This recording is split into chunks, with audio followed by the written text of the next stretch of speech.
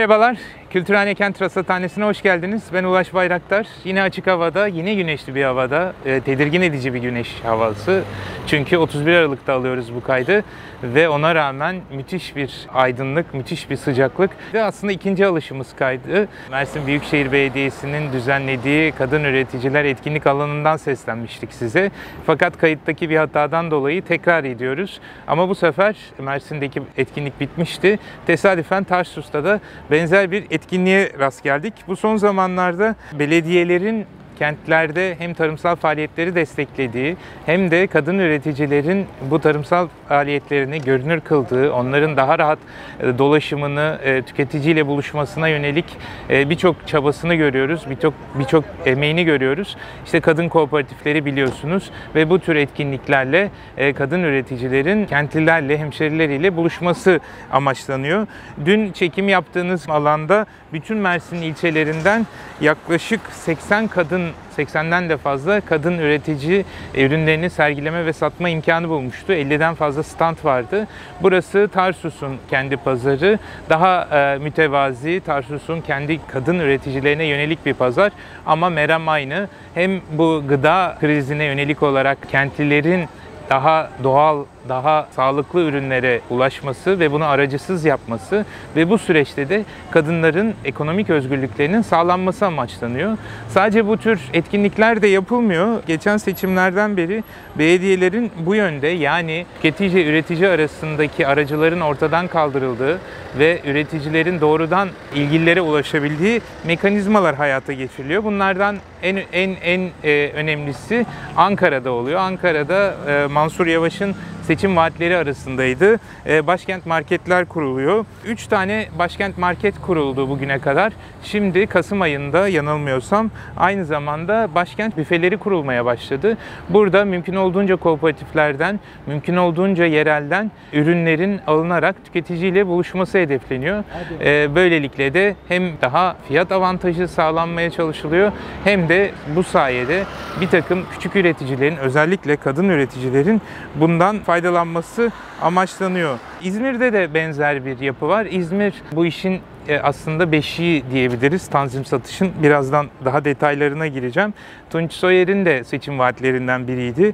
Bu tür doğrudan üreticiden tüketiciye ürün ulaştırma ve halkın bakkalları özellikle kooperatiflerin üretimlerini halkla buluşturmaya çalışıyor. 300'den farklı ürün var. Sadece yiyecek gıdalar değil, kozmetik ürünler, el sanatları, süt ürünleri de bulunabiliyor. Ve Tunç Soyer'in bu Seferihisar Belediye Başkanlığı'ndan beri tarıma yönelik ilgisi ve emeklerini biliyoruz. İzmir, dediğim gibi, bunun aslında ana vatanı sayılabilir. Çünkü biz 70'lerin belediyeciliğini konuşurken Ankara, İstanbul, İzmit belediye başkanlarının adını çok anlarız. Vedat Dolakay'ı, Ali Dinçer'i, Erol Köse'yi, Ahmet İsvan'ı. Fakat bu sadece bunlardan ibaret değil. Mesela Aydın Erten ismini bilmiyorum aranızda duyanlar var mı? Aydın Erten hem 73 seçimlerinde hem de 77 seçimlerinde İzmir'in Gültepe'de belediye başkanı seçilmiş bir CHP'li belediye başkanı. O ve yardımcısı, danışmanı İlhan Güre ile birlikte aslında Türkiye'deki tanzim satış tecrübesinin ilk örneklerini verdiler. İlhan Güre daha sonrasında Tariş'in de efsane başkanlarından sayılıyor ve 1977'de Aydın Erten ve İlhan Güre Gültepe'de ilk tanzim satış mağazasını açıyorlar. Üreticiden doğrudan tüketiciye ulaşmayı ve o zamanların çok büyük belası olan kara borsa sorununu böylelikle çözmeye çalışıyorlar. Bu çok büyük bir ilgi görüyor. Şubeler açılıyor. Hatta mobil tanzim satış üniteleri kuruluyor. Bu fikri çok beğenen İhsan Alyanak daha sonra bunu İzmir geneline yayıyor ve bütün o tansa mağazaları, tansalar İzmir'in geneline yayılmış oluyor. 80 sonrasında Burhan Özfatura bunu bir anonim şirkete dönüştürüyor, halka açılıyor ve Yüksel Çakmur zamanında Ege'ye yayılmış bir market zinciri ve artık ismi Burhan Özfatura'nın anonim şirket yapmasından beri Tansaş, hepimizin bildiği Tansaş, daha sonra 2005'te Migros'a satılıyor ve 2011'de yanılmıyorsam bütün Tansaş mağazaları Migros oluyor ve artık ortadan kalkıyor. Dolayısıyla o 2019 Mart'ının seçimlerinden hemen önce çok tartışılan tanzim satışların kökeninin 1970'lerin sosyal demokrat belediyeciliğine, İzmir'e gittiğini görüyoruz. O zaman da tartışılıyordu. Şimdi de aslında çok tartışılıyor. Yani belediyenin bu tür bir alışveriş imkanı sağlaması acaba yerel esnafla bir rekabet anlamına mı gelir? Onların zaten zor zamanlardaki satış kapasitelerini düşürür mü gibi bir soru işareti, zaman zaman itiraz, eleştiriler alıyor. Oysa bu başka tür bir tüketime hitap eden oluşum. Çünkü bunun literatürde etik tüketim olarak adlandırılıyor bu. Bu temel ihtiyaçlarınızı giderirken aynı zamanda bir takım ilkelerin de gözetilmesi anlamına geliyor. Yani yediğiniz lokmanın o bütün üretim, tedarik zincirlerinde ne gibi ilkelerle hareket ettiklerine dikkat etmek anlamına geliyor. Yani buradaki gibi kadın üreticilerin olması, daha doğal organik teknikler uygulanması veya bir takım sosyal faydalar içermesi gibi boyutları bir tüketim maddesini etik tüketim maddesi yapıyor. Bunun bütün dünyada tartışıldığını biliyoruz. Bir örnek Avrupa Birliği'nin The Mayor sitesinde bir haber yayınlandı. Castilla'nın La Mancha Belediyesi bu tür etik tüketim oluşumlarına destek veren, bunu teşvik eden sivil toplum kuruluşlarına toplam 50.000 euro hibe verdi, teşvik verdi ki bu etik tüketim anlayışı işte bölgede yayılsın ve bu üreticiler bu tür teknik, yani atıksız, doğal, daha böyle sosyal boyutları olan üretim tekniklerini benimsesinler. Bu işte etik tüketim yerel esnafla çelişmediği gibi aslında daha sonra da detaylı olarak konuşmayı umduğum döngüsel ekonominin de bir parçası. Yani biz yerelden alışveriş yaparak aslında o harcadığımız kuruşların yaşadığımız çevrede kalmasını, ona hizmet etmesini sağlamış oluyoruz. Çünkü uluslararası veya ulusal market zincirlerinden yaptığımız alışverişler aslında kentte kalmıyorlar. Hem vergi olarak hem kar olarak kent dışına, çoğu zaman da ülke dışına gidebiliyorlar. O yüzden de etik tüketim aynı zamanda döngüsel ekonominin de bir parçası ve yerel dayanışma boyutu olan bir şey. Bunun en aslında kristalize olmuş şekli yerel para birimleri. Yerel para birimi 2008'de krizle birlikte İngiltere'de çok yayındı. Özellikle Totnes Pound'u çok tartışıldı. Bu ne demek? Aslında bizim bir takım kamu kurumlarda kullandığımız çay markasına veya şimdi bir takım şirketlerin yemek harcamaları için verdiği yemek fişlerine benzer bir uygulama. Yani o para sadece yerelin esnafı içinde bir alışveriş aracı önemi taşıyor, işlevi taşıyor. Onun dışında pek bir anlam ifade etmiyor. Bunun faydası şu, döngüsel ekonomi boyutu da burada devreye giriyor. Para harcandıktan sonra biraz önce dediğim gibi şehrin dışına, ülke dışına çıkmıyor ve dönmeye devam ediyor. Bir esnaf bir esnafa mobilya yaptırıyor. O esnaf oradaki nalburdan ihtiyaç duyduğu eşyaları alıyor. Nalbur yerel restoranda yiyor, yerel restoran fırında yiyor, fırın ayakkabıcıda yapıyor. Dolayısıyla o para devamlı o kent içinde belli bir yerelde dönerek birkaç defa işe yarıyor, birkaç işleve yarıyor.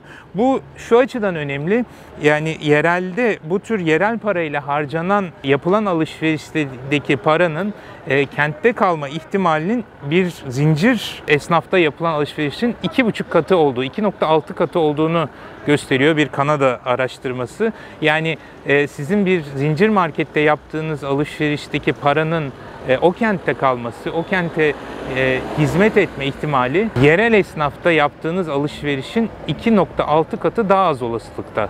Yani yerel esnafta yaparsak o yaşadığımız kentin faydasına yarıyor.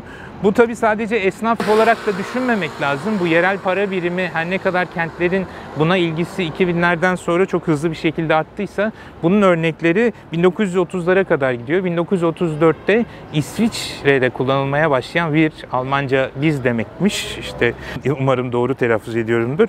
Bu wir parası şu anda İsviçre ekonomisinin %17'sine, yani işletmelerinin %17'sine hitap ediyor yapılan işin ve 50.000 üyesi var. Yılda yaklaşık 1,5 milyar euroluk bir gelir kaleminden bahsediyoruz. Hepsi bu para birimiyle yapılıyor.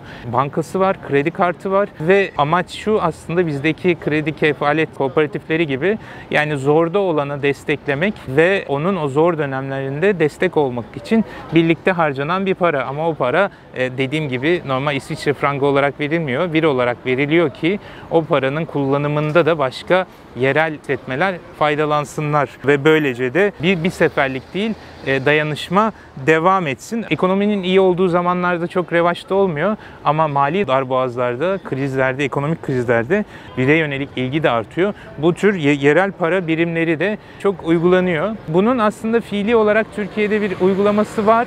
Bir takım belediyeler, örneğin Mersin Büyükşehir Belediyesi de bunlardan biri, her ay yaptığı halk kart ödemelerine, yani sosyal yardımların sadece yerel esnaflarda kullanma şartını getiriyor. Örneğin İstanbul'da bu bütün marketleri kapsıyor. Aslında onların tuzu kuru, çünkü büyük marketlerde büyük mükellef olduğu için onun vergisi zaten İstanbul'a gidiyor.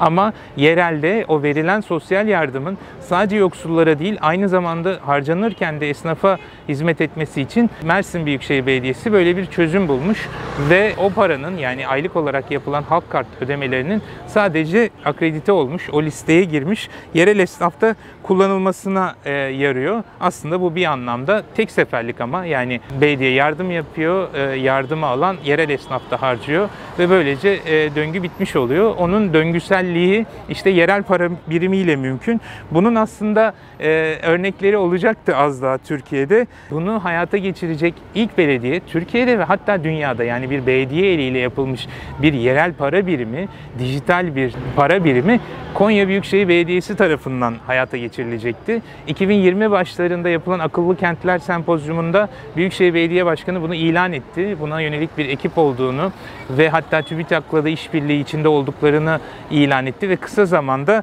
bu Konya'nın kendi dijital para biriminin hayata geçirileceğinin müjdesini vermişti. Fakat müjde olarak sadece bir ihtimal olarak kaldı. Bunun sebebi de aslında başka bir belediyenin de buna yönelik ilgisini telaffuz etmesi oldu. İzmir'de Tunç Soyer bir toplantı sırasında yeni bir araştırmadan bahsetti. Bu araştırmaya göre dünyada bayrağı olan ilk kentin İzmir olduğunu ve bunu da o yayını yayınlayıp bunu tanıtacaklarını duyurmuştu. Hemen söyleşinin bir süre sonra yerel para birimi de hayata geçirmeyi düşündüklerini, bunun dünyadaki uygulamaları olduğundan bahsetmişti.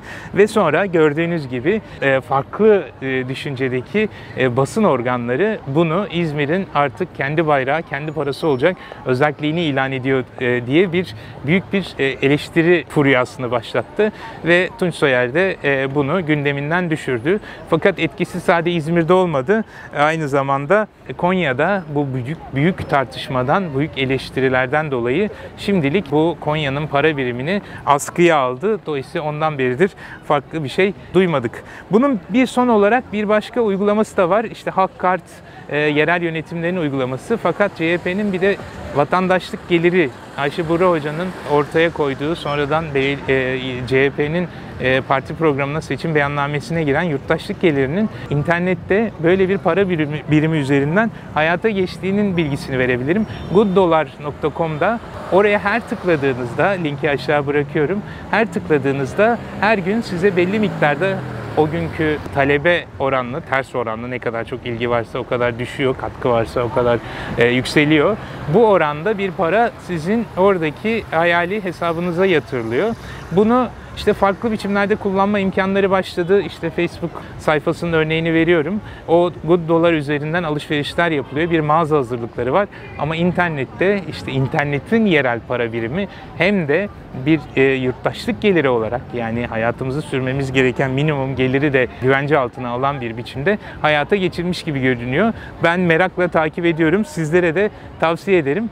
Bu haftalık bu kadar. İkinci çekim olduğu için biraz daha ekspres oldu. Hepinize bu yayını izlediğiniz tarihlerde artık girdiğimiz 2021'in daha huzurlu, daha sağlıklı olmasını umut ediyorum. Bana yönelik eleştiri, yorum ve önerilerinizi ya aşağı yorum olarak yapabilirsiniz ya da aşağıda gördüğünüz gibi Twitter hesabımdan, Instagram hesabımdan veya doğrudan e-mailimden iletebilirsiniz.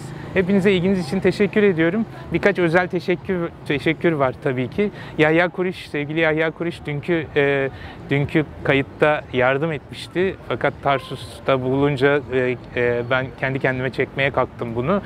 Ama yine de ona teşekkür ediyorum. Her hafta olduğu gibi Nesime Karatek'e bunu bir yayına dönüştürecek bu kaydı. Ve tüm Kültürhane'ye ve bizlere destek olan bütün dostlarımıza da teşekkür ediyoruz. Sizler de artık Kültürhane'nin faaliyetlerini nasıl destekleyeceğinizi eminim biliyorsunuzdur. YouTube topluluğumuz aşağıda, Patreon'umuz yukarıda. Sizlere dayanışma dolu, huzurlu yeni bir yıl diliyorum. Hoşça kalın.